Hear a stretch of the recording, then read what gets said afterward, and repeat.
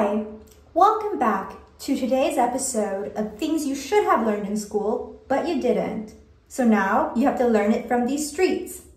The jungles of Vietnam, aka life. Do you know the single most effective behavior on a day-to-day basis that taught me body language and confidence, the real physicality of embodying confidence? I'm not going to give you the politically correct answer.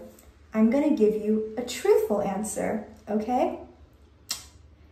The single most effective practice that taught me body language and confidence was jaywalking in Europe for 7 years.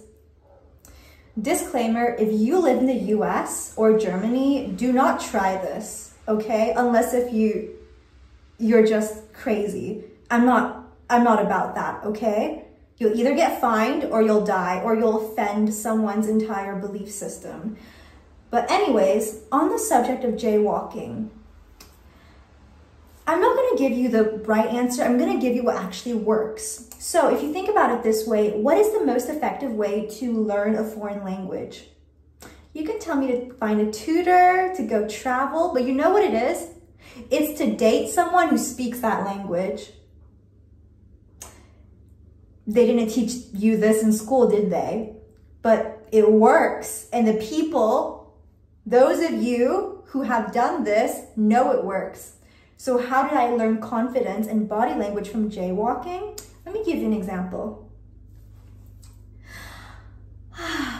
I do not care what you do as your job, how much you earn as a salary, even how well you dress. And that's like really important to me. Even if you as a man have an insane face card that clinks, that doesn't tap, it clinks on the table.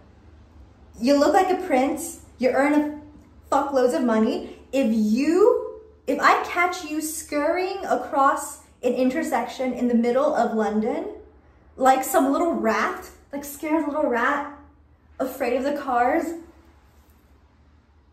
in that moment, my ovaries have shriveled and I have lost all desire to you. Is this starting to make sense? The way you do one thing is the way you do everything. So when I tell you that jaywalking in Europe, whether it's Paris or London, taught me the nuance of body language and embodiment of confidence, this is just how I'm going to break it down, okay? Let's start with this very essential, basic common denominator. What I realized when I started jaywalking in Paris, because I came from the US, I came from a rural boarding school. I came from a place at this boarding school in Connecticut where we were drilled in our heads that you need to look like 3 times across the rural road on campus, just across the street, unless if you want to get hit by a car. So a lot of people, they operate through life in this manner, not even just for like crossing a street. They're always asking for permission from other people, looking towards other people to see if this is okay or this isn't.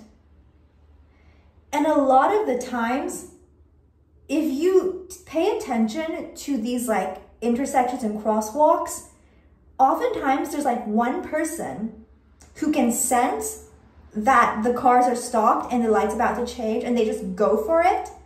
And when everyone else behind them, that huge group of like little chickens, see that, they follow along. And then what do you know? The light turns green.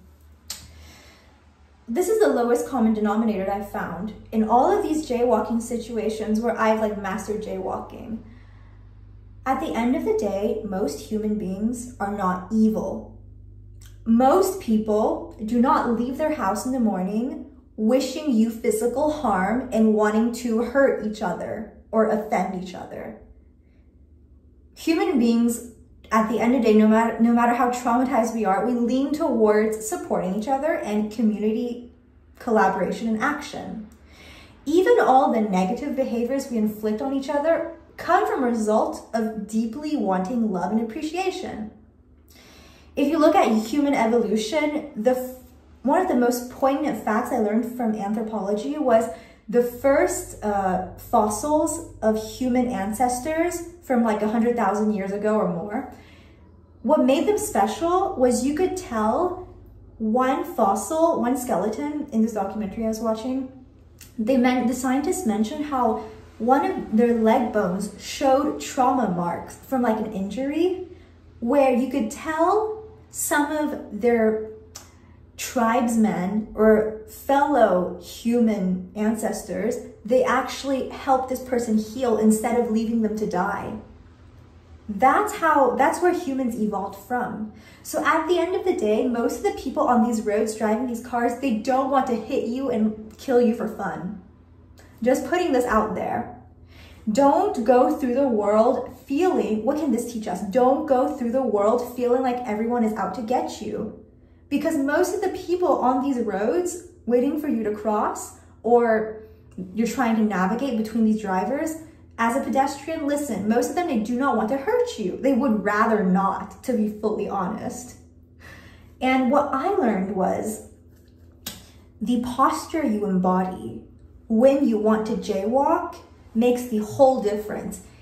It makes more of a difference than actually following the stop sign, because sometimes a stop sign will be on, but you can tell the driver doesn't give a fuck. And sometimes the stop sign, like, it'll be red, sure. By the way, this is a tutorial. This is a entertainment education video, so disclaimer. But oftentimes, even if the crosswalk sign is red, if you're a good jaywalker, you can like mentally calculate if that driver coming along your way is gonna make it in time or is gonna slow down for you. There's something about doing a certain behavior or action, whether it's a sport, whether it's a career, or some sort of repetitive practice in your day-to-day life, chess, dancing, playing an instrument. You get this higher intuition for what will work and what won't. You can almost predict certain outcomes, right? And that's the same with jaywalking. A driver, I've noticed this over and over, that a driver is so much more likely to honk or get annoyed if the people at the intersection are all like scared and anxious and they're not sure if they want to go, or they like stop in the middle of the road, or then like they back off, or then they try to like run across the street like scurrying. Because a lot of the times in human interactions, we project towards the other party, whether it's a new person you're meeting or some driver on the road letting you pass as a pedestrian. You project through your body language how the other party is supposed to treat you. So what I've noticed repeatedly when I jaywalk is when there's like a group of tourists, a family especially, and they want to cross the street, but because they have kids, they're really like scared and anxious and worried, which is totally valid. Oftentimes they'll have this like frenetic energy and they'll be really scared and they'll like run across the road, even if the light is green.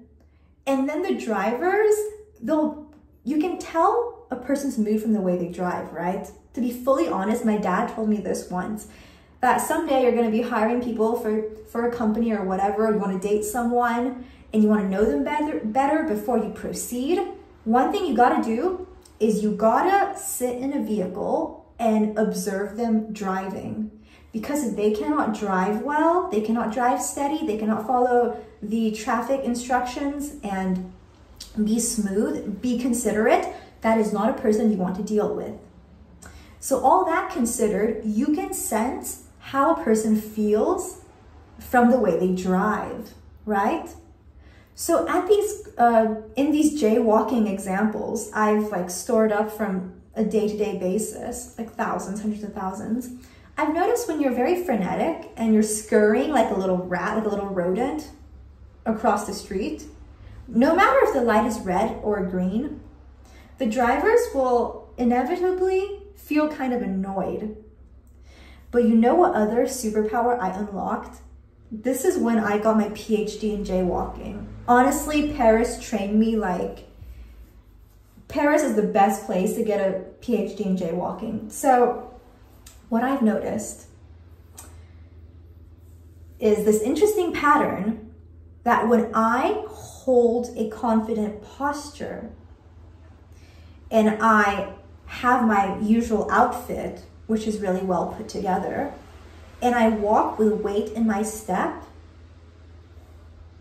the driver, even no matter what color the light is, even if it's red, because most of the time when I cross the street, it's red, the drivers, they will actually slow down and just let me pass.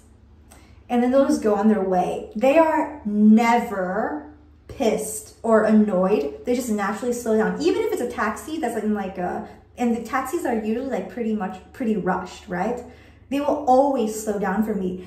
The only exceptions I've had, like 1 or 2 times, was when there was a delivery driver that was in a really bad mood, and then they would like yell out some curse words.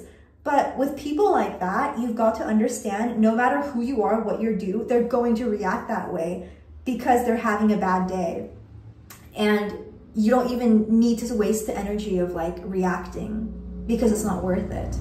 But with those like handful of exceptions where there are some people who are pissed off or in a bad mood, not living their best life, so they're gonna like try to react in whatever way, whether it's honking in traffic or like swearing or whatever, with very few exceptions, if you walk a certain way and you hold a certain posture, you have like a green light, no pun intended, for jaywalking no matter where you are. Though I wouldn't try this in Germany or the US. Because Germany, that would be like breaking their constitution or something, because they operate different. And B, in the US, because, well, it's basically a corporation and the police officers, they do have a tally for like racking up as much fines as possible. So I wouldn't suggest you try jaywalking in that sort of place. But overall in Europe, what I've noticed is if you have the right body posture, you walk with aura, and you hold yourself in a certain manner where you're not scared. You just embody this, I know I don't have to move through life being fearful of getting hurt or hit or whatever.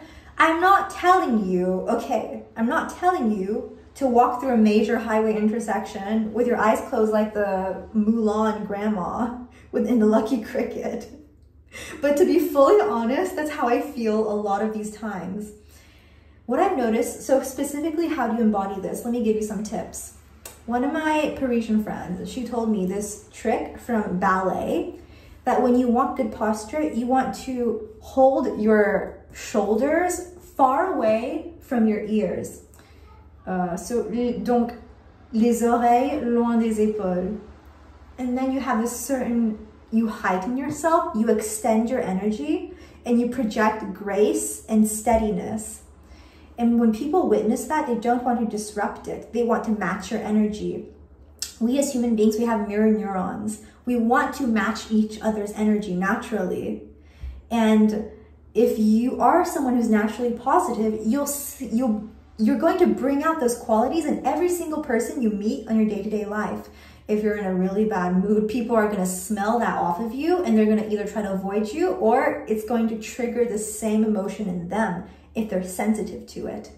So when you project this energy, this grace, and this groundedness, whether it's in your day-to-day life, doing the most banal things like jaywalking, people around you will be able to sense that.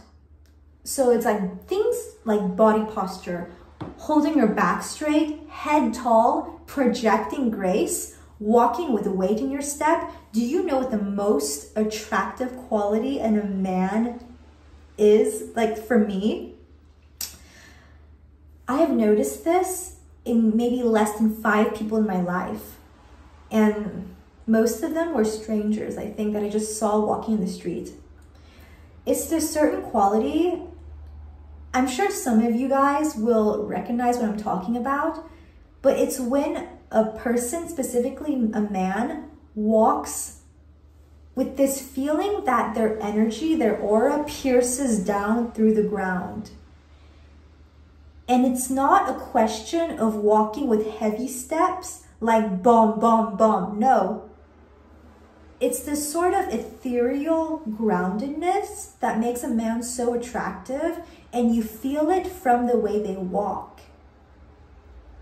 If I had to elaborate and explain this to you, it would be something like along the lines of this aura you can feel, this groundedness that reminds me of a tree or nature or like even a big rock. They're walking.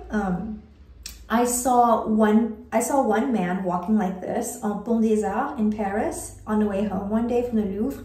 And I also saw another young man walking like this when I left the cinema one night, Le Champeau in the left bank. And then there were probably like a few other times I'm not gonna recall from the top of my head, but this unique way they walk, it's like their energy pierces down through the ground they're walking on.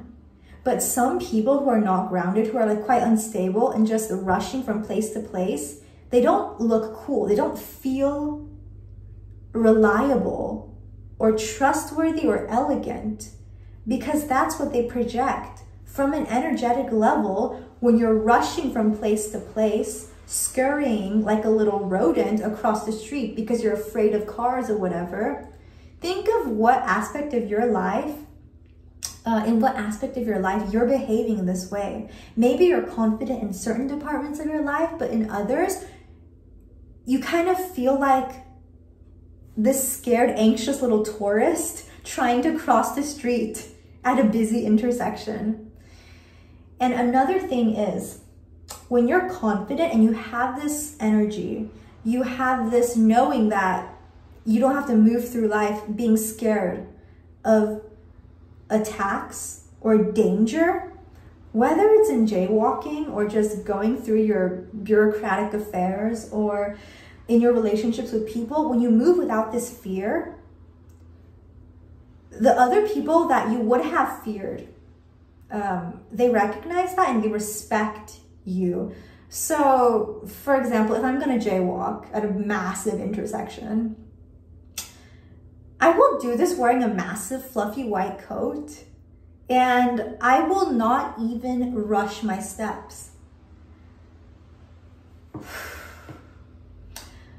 And this one time specifically, I was near the National Gallery at this busy intersection near the National Portrait Gallery, and I walked past like maybe 4 or 5 lanes, and there were literal policemen. There were these 2 to 3 policemen across the street talking, and they saw me just walk past these 4 or 5 lanes of cars. And then, you know how sometimes you can see in a person's face when they're calculating if it's worth it or not to intervene on something? I literally saw that in the faces of one of these policemen. He was like calculating in his head, should I go talk to her and like reprimand her for jaywalking across 5 lanes, like right in front of me? But then he just realized, nah, this conversation is more interesting. I'm gonna go my way. But you know what would, but if I did that with the wrong energy, if I were like really scared and try to run around, because another thing is when you're afraid and you're ungrounded, you also become more unstable and zigzaggy or unpredictable in your behaviors, so really reactive. And sometimes that actually harms you, whether it's in jaywalking, because like, you know how sometimes you're walking down the street and you see another person coming your way, and then you try to move to one side, but they follow you on the same side, and then you try to move the other side, and they also follow you, and then you end up like chest to chest. When you're locked in and tuned in on your own path, I realize that never happens when I'm in the zone, when I'm in the flow state, when I'm like focused and my energy is grounded. That never happens to me. Like, even if someone is walking towards you with their face, with their nose on their phone, they will look up and like feel me before they see me and move out of the way. And this reminds me so much of this observation I've made in animals and pets. Some of my favorite reels and TikToks and videos online are these adorable videos of wild animals getting rescued right? Or even poor, sad little pets that have been abandoned or abused, and then they get rescued and rehabilitated. But you know what pattern I've noticed over and over? With these animals, when they've been hurt or traumatized, a lot of the times, the people who try to help them, they'll actually like fight back and make the whole rescue operation so much more difficult. And it hit me that human behavior operates in the same way. The more fearful, reactive, and unstable you are, the more trouble you make for yourself, because you're moving through the world expecting danger, expecting negative outcomes. So when you're jaywalking with the mindset of, or when I'm jaywalking with the mindset of, I am divinely protected and highly favored by God, any car that comes my way is like literally blessed. Their eyes, the driver's eyes were blessed. And this message came to my mind recently that every time I cross the street, any driver that comes, they don't ever get annoyed at me to wait for me to cross the street. Why is this? It's because I literally bless their eyes. I'm so pretty, I dress so well, and I have such a good posture. But even beyond all of that, think of it this way. A lot of these drivers on the streets are men, though obviously there are also women. But a lot of these drivers, when they see a beautiful, graceful human being in front of them, don't you think they would feel like the scum of the earth, the most pathetic little piece of trash in existence, if they like try to rush or honk at this graceful mirage that floats by? Because that's literally me. Like any driver, I can like telepathically feel other people's thoughts and emotions. As a psychic, that's why it's kind of sensitive and you need to like protect your energy and stuff, because they can leech onto other people's feelings and thoughts can leech onto you. But what I've noticed is that a lot of these drivers, they would feel absolutely pathetic if they honked at me. They would feel like so emasculated if they're a man, or they would feel like such a bitch if they're a woman if they interrupted this lovely young lady crossing the street. And I'm saying this from I'm saying this just how I experience it. Now, it doesn't matter if you're a woman or man, or you have a completely different style from me, or personality or attitude. Whatever your personality and style that is, embody that to the fullest and leave your home, step out of the door every day, embodying the strongest, most potent version of whatever you are. And in every aspect of your life, whether it's crossing the street, walking down the road or path, whatever it is, on your way to commute, to get somewhere, run errands, that grace, that confidence, that embodied confidence that exudes through your body language, which can't really be faked. It's something you like literally wear as a skin, but it's in your aura. That quality, everyone around you will feel that. It just makes everything you do, everyone you interact with, even if it's a car, a driver waiting for you to cross the street in front of them, so much more magical. And why would you not trust in a magical world where you don't have to live in fear? Because most of these people in your day-to-day life, they don't want to hurt you.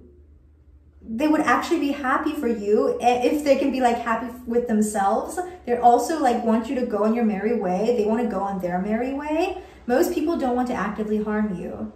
And if we have such a negative belief about human beings or human nature sometimes, it's because we're simply not conscious. Oftentimes we go through our day-to-day lives behaving in ways that are just habitual, and we're not conscious of the microaggressions and pains we inflict upon others.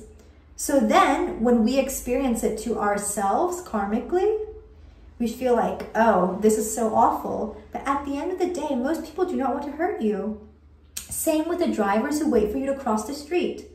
So why not embody that confidence you would comparable to me when I'm jaywalking the fuck out of every city I live in? Because I love jaywalking and I do not want to live in a place where I can't jaywalk. It's just so much fun. Have I gone in close calls? Yes. Have I ever been hit by a car? No. No. I've been like lightly brushed against by a taxi in Piccadilly Circus, but that was actually really cute. That was like almost erotic. Like some of my friends think I'm crazy, but this taxi, this London taxi, it just like brushed against my hand. And it left like a little black mark, but it did not hurt at all. It was just like this. It was just like, it almost felt like it almost felt like it was just like petting me. Yeah, do not try this at home, or if you do, don't let it be because of me. That's it for today. I want you to implement this in every aspect of your life, to be confident, to embody that confidence through your body language as if you're me jaywalking with so much fun. Know that you don't have to move through the world in fear, and if you do, it's asking for bad things to happen. And that's it for this video. You can find me on Instagram under La Princesse des Beaux-Arts. If you want to book a call with me, you may. I do a lot of I am really good with birth charts, destiny matrix, and dream interpretations. One of my ancestors, he was the Duke of Zhou, and he wrote the manual of dream interpretation in China. So a lot of my friends call me and ask me on advice with this. And because I don't know you like that, you may book one, you may pay for one. Okay, you can find me on Instagram under La Princesse des Beaux-Arts. That's it for today. I love and appreciate you all so much, and I wish you a beautiful life.